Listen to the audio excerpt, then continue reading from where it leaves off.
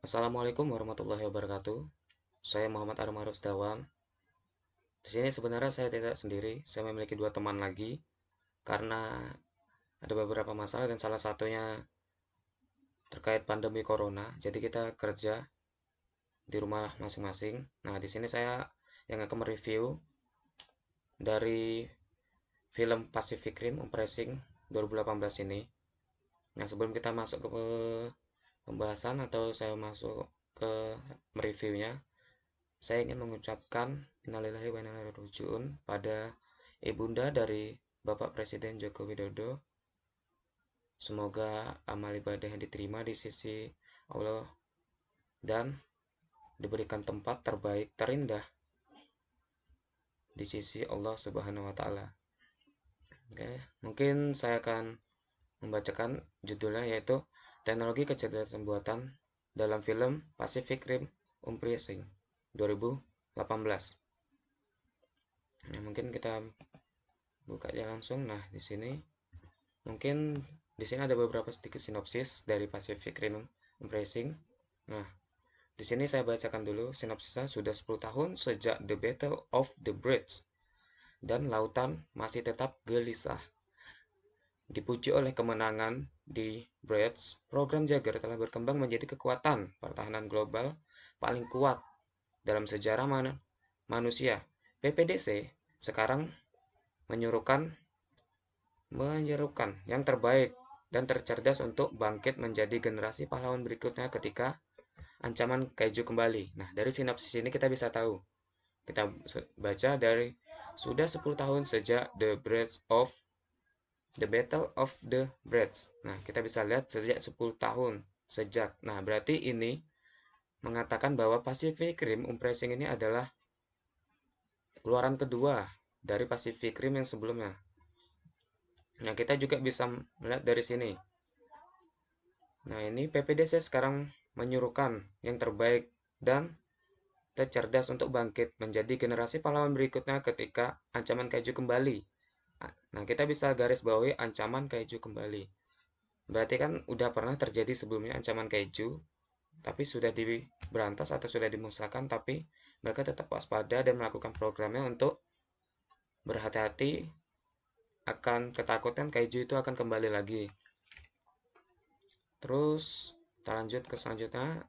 Nah, ini masih ada tapi bukan sinopsis. Nah, di sini saya akan menjelaskan apa sih itu Pacific Rim.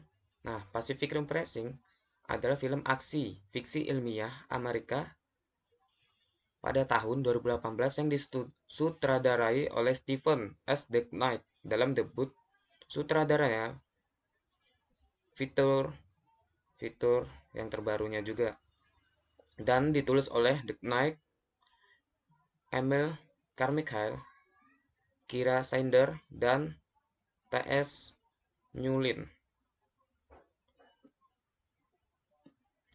Ini adalah sequel dari film Pacific Rim 2003. Nah, sequel Pacific Rim 2003 ini adalah Pacific Rim yang pertama. Namun kita menjelaskan Pacific Rim yang selanjutnya atau yang kedua. Dengan Guillermo del Toro, sutradara aslinya berperan sebagai produser.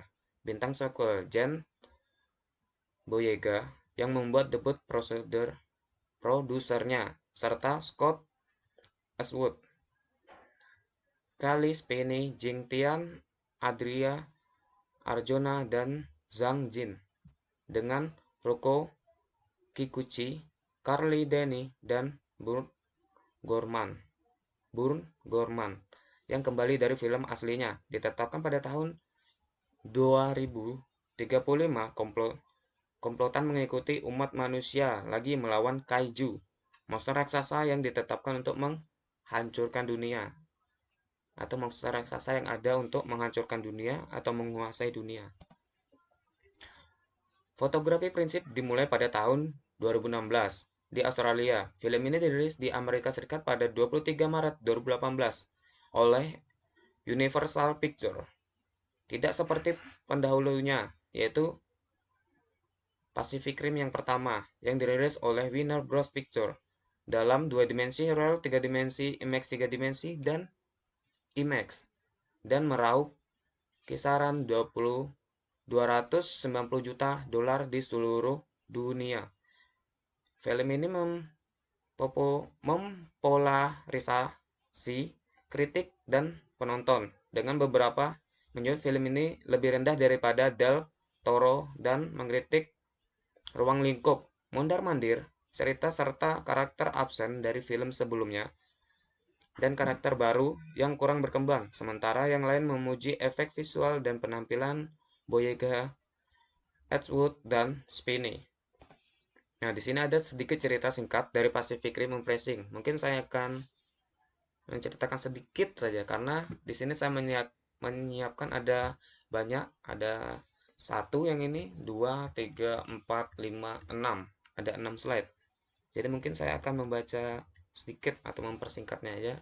Itu pertama, saat itu tahun 2035, pada tahun setelah pertempuran pelanggaran yang dimana portal interdimensional yang dibuat oleh prekursor melalui mana mereka mengirim kaiju perampok ditutup, mana pilot Jarger, Jack Pentecost, putra pahlawan Battle of the Bridge, Stacker Pentecost, mencari nafkah dengan mencuri, menjual suku cadang Jarger di pasar gelap di kawasan Los Angeles. Setelah ia melacak bagian inti listrik Jarger yang dicatat ke bengkel raksasa Jarger 15 tahun, penggila Amara Nanami merupakan pencuri dari inti listrik Jarger. Nah, keduanya ditangkap oleh Pan Pacific Defense Corps atau bisa disingkat dari PPDC seperti yang disebutkan dalam sinopsis sebelumnya.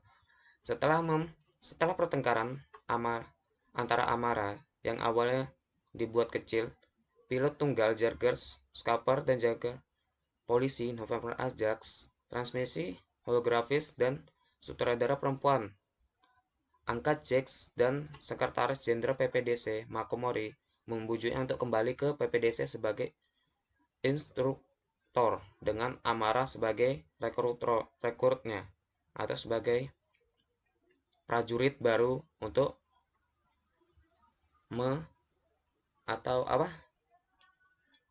menjalankan Jarger tersebut. Nah, mungkin ini banyak, bisa kita next saja untuk mempersingkat waktu. Kalau ingin baca banyak untuk penjelasan tentang apa sih Pacific Rim, Impressing, apa aja yang ada di dalam sana, bagaimana keseruannya, bisa kita lihat, atau teman-teman bisa langsung nonton film tersebut. Nah, di sini saya akan menjelaskan pameran Pacific Rim Impressing. Nah, di sini ada John Boyega sebagai Jack Pentecost, putra dari Stacker Pentecost, saudara angkat Mako dan mitra Nate dan teman dari Amara. Selanjutnya ada Scott Edgewood sebagai Nathan Lambert atau co-pilot Jax yang terasing dan mitra yang mengemudikan Gypsy Avengers. Selanjutnya ada Jing Tian sebagai Saulian atau seorang pengusaha wanita dengan teknologi yang bergabung dengan sekutu dengan PPDC melawan utusan prekursor.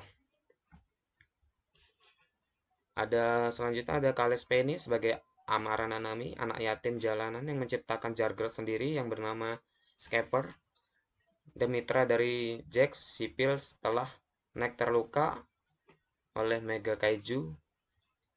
Madeley Matchgraw sebagai Amara muda. Ada Ruko Kuchi sebagai Mako Mori, mantan pilot Gypsy Danger, dan saudara perempuan adopsi Jack yang sekarang menjadi kepala PPDC yang direorganisasi dan menjadi sekretaris jenderal yang bekerja dengan Herman. Selanjutnya ada Bakar Gorman sebagai Herman Gottlieb, seorang ilmuwan dan perwira yang tinggal dan terus bekerja di PPDC bersama Mako. Nah, di samping sini ada foto-foto. Nah, di sini ada Jack, di sini ada Nathan, di sini ada Saulin, Di sini ada Amara, di sini ada Makomori, dan di sini ada Herman tadi. Nah, kita lanjutkan. Nah, di sini ada selanjutnya ada Adrina Arjona sebagai Julius Rance, seorang petugas PPDC. Ini bisa kita lihat di sini orangnya. Ada Max Zhang sebagai Marshal Quan, seorang komandan di PPDC. Selanjutnya ada Carly Dennis sebagai Dr. Newt, seorang mantan ilmuwan dan perwira yang dicuci otaknya di PPDC yang menjadi utusan persekutor setelah pikirannya diambil alih oleh mereka. Jadi nanti dia ini akan menjadi jahat. Kalau di season pertamanya, season 1-nya, dia adalah orang baik yang pertama menemukan cara bagaimana bisa berbicara dengan Jarger, mengetahui apa pikiran Jarger, dan mengetahui lokasi Jarger tersebut. Dia adalah orang pertama. Tapi karena itu dia menjadi ketagihan, kecanduan, dan pikirannya diambil alih oleh musuhnya yaitu Kaiju. Selanjutnya ada Wesley Wong sebagai Kadet Jai, Mitra dan Kadet Wick dan Amara yang mengemudikan Jarger Brad Ponix. Ada Kranbar sebagai Kadet Suresi, Mitra dan Kadet Ilya yang mengemudikan Jarger Guardian Bravo. Selanjutnya ada Ivana Sakho sebagai Kadet Victoria, Mitra Ong Yang seorang kadet yang mengemudikan Jarger Brad Ponix dan mulai sebagai saingan Amara. Selanjutnya ada Mekius sebagai Kadet Ryochi, Mitra dan Kadet Renata yang mengemudikan Jarger Sarber Athena. Ada Lily G sebagai Kadet Meilin, ada Seri sebagai Kadet Renata, Mitra Ryuichi yang mengemudikan Jarger Sarber Athena. Selanjutnya ada Rahat Adam sebagai Kadet Tahima, ada Levi sebagai Kadet Elia, Mitra dari Kadet Surushi yang mengemudikan Jarger Guardian Bravo. Nah, selanjutnya ada cameo Drag Knight sebagai Jenderal PPDC. Nah, selanjutnya di sini saya akan menjelaskan ada beberapa tanggapan dari kritikus. Film ini mendapat review dari para kritikus. Mungkin yang pertama 40%. Nah, ini pada Rotten Tomatoes. Film ini memiliki peringkat persetujuan 44% berdasarkan 248 ulasan dan peringkat rata-rata 4,9 dari 10. Jadi ya lumayan sih, tidak sampai 50%-nya. Nah, memiliki skor 44. Nah, pada Metacritic, film ini memiliki skor 44 dari 100 berdasarkan 45 kritik yang menunjukkan tinjauan campuran atau rata-rata. Skor ini ya akan sangat disayangkan sih, walaupun sebenarnya saya menyukai film ini karena film ini memiliki teknologi yang bagus, berbicara tentang masa depan. Nah, memiliki nilai B. Ini sangat, menurut saya udah bagus karena nilai B. Nah, audiens yang disurvei oleh CinemaScore memberi film ini nilai rata-rata B pada skala A+ ke F. Ini udah bagus dari tanggapan kritikus. Mungkin untuk selanjutnya, nah box office. Nah, apa sih keuntungan yang mereka dapat, berapa besar? Nah, di Amerika Serikat dan Kanada, pemberontakan film Pacific Rim dirilis bersama Mick Nixon, Sherlock Gnomes, Yusen, dan Paul Russell kritikus dan diproyeksikan untuk menghasilkan 22 sampai 9 juta dolar dari 3.703 bioskop pada akhir pekan pembukaannya. Film ini menghasilkan 2,35 juta dolar pada preview Kamis malam. Turun dari aslinya 3,5 juta dolar dan 10,4 juta dolar pada tahun pertama. Ini kemudian mulai debutnya menjadi 28 juta dolar, menjadi film pertama yang melengsarkan film Black Panther yang menghasilkan 16,7 juta dolar pada minggu ke-6-nya. Untuk posisi teratas, ini turun 67% menjadi 9,2 juta dolar di akhir pekan keduanya. Finishing kelima. Di Korea, film ini menduduki peringkat pertama pada 22 Maret dengan 82,486 penerima. Di Cina, film dibuka di nomor 1 dengan penghasilan 21,36 juta dolar pada hari pertama dan 25,842 juta dolar untuk yang kedua. Untuk bruto 2 hari sebesar 48,59 juta dolar. Ini kemudian memiliki debut 56 dolar di negara itu serta 6,9 juta dolar di Korea, 6,8 juta dolar di Rusia, dan 4,9 juta dolar di Meksiko untuk akhir pekan pembuka internasional dengan total 122,5 juta dolar. Itu mungkin Pacific Rim Pricing meraup 5,96 juta dolar di Amerika Serikat dan Kanada kalau digabung. Kalau di wilayah lain mendapatkan 230,9 juta dolar, dan untuk anggaran produksi dari film tersebut meraup 140 juta dolar. Nah, mungkin kalau ditotalkan semuanya, total dari perolehan dari film Pacific Rim Pricing ini adalah 290,5 juta dolar. Pendapatan di dalam negara, pendapatan di negara lain, dan pengeluaran dari film ini semua akan dihitung oleh mereka. Nah, mungkin inti pembahasan dari film ini akan saya jelaskan habis ini. Kita akan melihat filmnya bagaimana. Nanti saya akan putarkan sedikit demi sedikit atau cut per cut dari penjelasan ini. Kita masuk aja. Mungkin ini. Nah, di sini pada menit ke-6, detik ke-52, di sini menampilkan teknologi kecerdasan buatan pada sebuah alat yang mampu membaca target yang telah ditetapkan dan memberikan informasi serta lokasi pada target yang telah ditetapkan. Nah, ini adalah alat tersebut. Nah, ini titik merah. Dan di dalam alat itu adalah target yang telah ditetapkan oleh alat tersebut. Mungkin pertama kita bisa lihat video pembukaannya dulu, baru kita masuk ke menit ke-6 tadi. Nah, bisa kita lihat di sini. Ini adalah alat yang saya maksud tadi. Dan ini adalah titik. Yang merah ini adalah titik dari inti listrik dari charger yang telah dicuri. Dia akan otomatis mendeteksi inti tersebut, kemana dia pergi akan diketahui, sekitar jaraknya di mana, apakah dia udah dekat atau tidak. Dia akan mengetahui titik tersebut, jadi sangat mudah untuk mencari pencuri yang menyimpan atau masih memegang inti tersebut. Nah, itu pada contoh pembahasan pertama.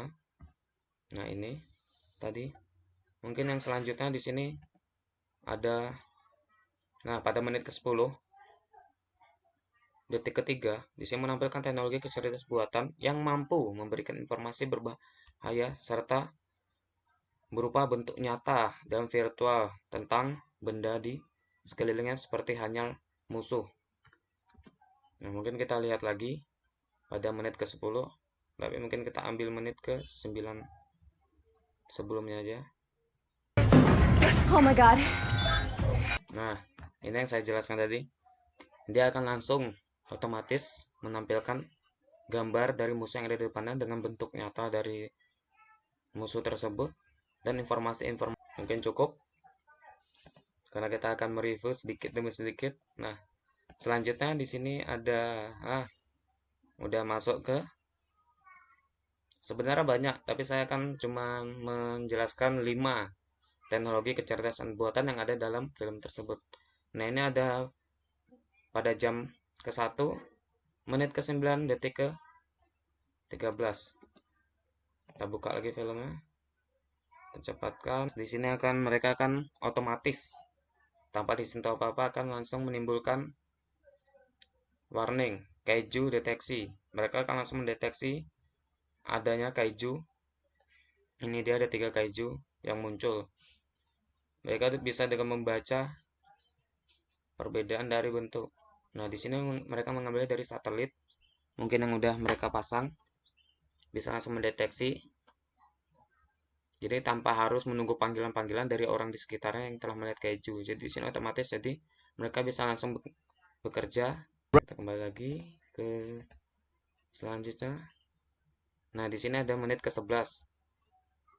Nah, penjelasannya menampilkan teknologi kecerdasan buatan yang menampilkan peta lokasi, ancaman, dan mendeteksi gerak atau tujuan yang akan dituju oleh ancaman atau kaiju tersebut. Nah, di sini mereka akan lihat. Pushing data to main. What if the kaiju weren't blindly attacked?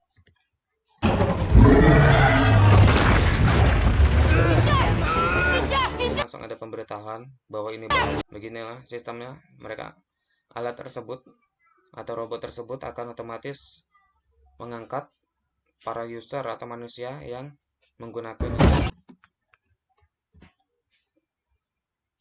Sedikit hanya itu yang akan saya review di sini. Mungkin sekian dari saya. Terima kasih. Mungkin yang ingin bertanya-tanya tentang bagaimana atau keseruannya apa atau apa-apa dan lain sebagainya bisa komen di bawah.